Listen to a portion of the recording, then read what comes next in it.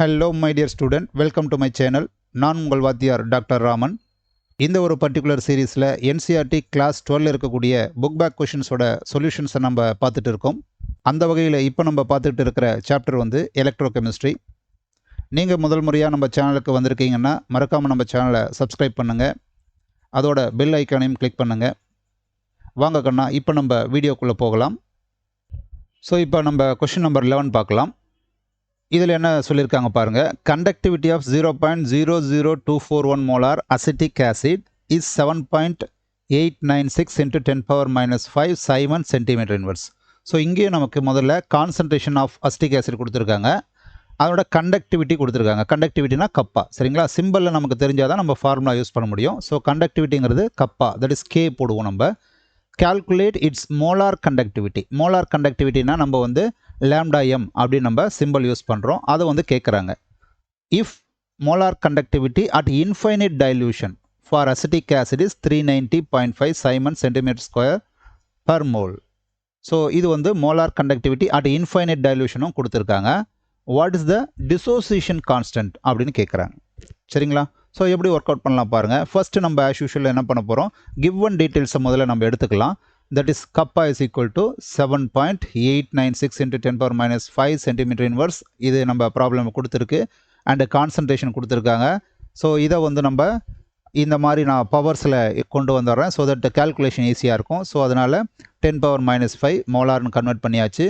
And molar conductance at infinite dilution அங்கே கொடுத்துருக்கிற value நம்ம அப்படியே எடுத்துக்கிட்டாச்சு, சரிங்களா? இதில் ஃபஸ்ட்டு நமக்கு என்ன கேட்டிருக்காங்கன்னா, கால்குலேட் இட்ஸ் மோலார் கண்டக்டிவிட்டி அப்படின்னு கேட்குறாங்க. மோலார் கண்டக்டிவிட்டி அப்படிங்கிறது லாம்டா எம், அதுதான், சரிங்களா? அதுக்கான ஃபார்முலா நம்மக்கிட்ட என்ன இருக்குது, யூசிங் கப்பா அண்ட் சி அப்படின்னா molar conductivity is equal to kappa by c into 1000, சரிங்களா? இந்த ஃபார்முலா. இப்போ இதனோட வேல்யூஸை நம்ம சப்ஸ்டியூட் பண்ணால் நமக்கு வந்து ஆன்சர் வரப்போகுது, சரிங்களா? இப்போ நமக்கு கப்பா வந்து கொடுத்துருக்காங்க, கான்சன்ட்ரேஷன் கொடுத்துருக்காங்க. இது ரெண்டும் நமக்கு வந்து டிவைட் பண்ணி 1000 மல்டிப்ளை பண்ணால் we will get the answer, சரிங்களா? ஸோ இது வந்து மோலார் கண்டக்டன்ஸ்.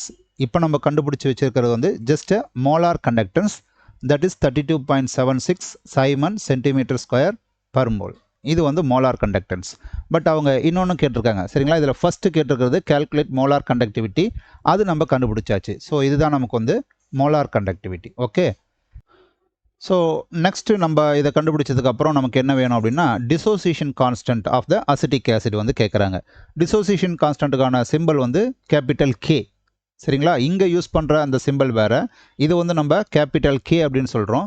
பட் இங்கே நம்ம கே மாதிரி ஒன்று யூஸ் பண்ணியிருக்கோம், but it is not equal to K, சரிங்களா? இதை வந்து நம்ம கப்பான்னு சொல்லுவோம். அந்த கேவை கொஞ்சம் இழுத்து விடுவோம். கப்பாங்கிறது simple for the conductivity, dissociation கான்ஸ்டன்ட்டுங்கிறது கே, சரிங்களா? ஸோ டிசோசியேஷன் கான்ஸ்டன்ட் கண்டுபிடிக்க நம்மக்கிட்ட இருக்கிற எலக்ட்ரோகெமிஸ்ட்ரி ரிலேஷன் என்னென்னா, K is equal to C alpha square by 1 - alpha.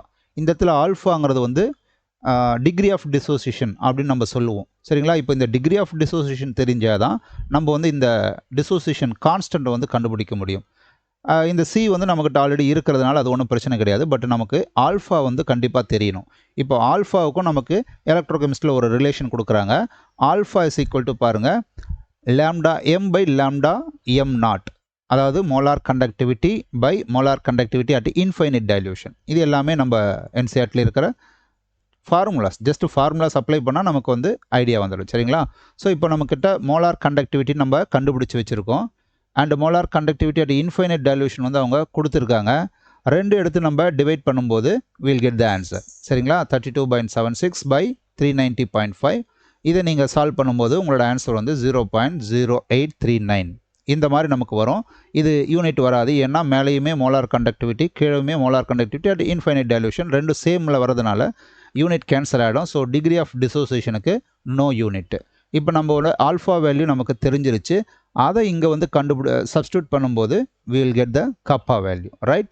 So பாருங்கள், we will substitute. இது வந்து கான்சன்ட்ரேஷன் டேர்மு, இது வந்து ஆல்ஃபா வந்து கண்டுபிடிச்சி வச்சுருக்கோம், அதோட ஸ்கொயர் எடுத்துக்கிட்டாச்சு by 1 - again alpha value, okay? So இதை நம்ம கொஞ்சம் கொஞ்சமாக நம்ம சால்வ் பண்ணிட்டே வரோம், just multiplication and divisions. So இதை நம்ம பண்ணும்போது உங்களோட ஆன்சர் வந்து 1.85 into 10⁻⁵ அப்படிங்கிற ஒரு ஆன்சர் நமக்கு வந்து கிடைக்குது, ஓகே?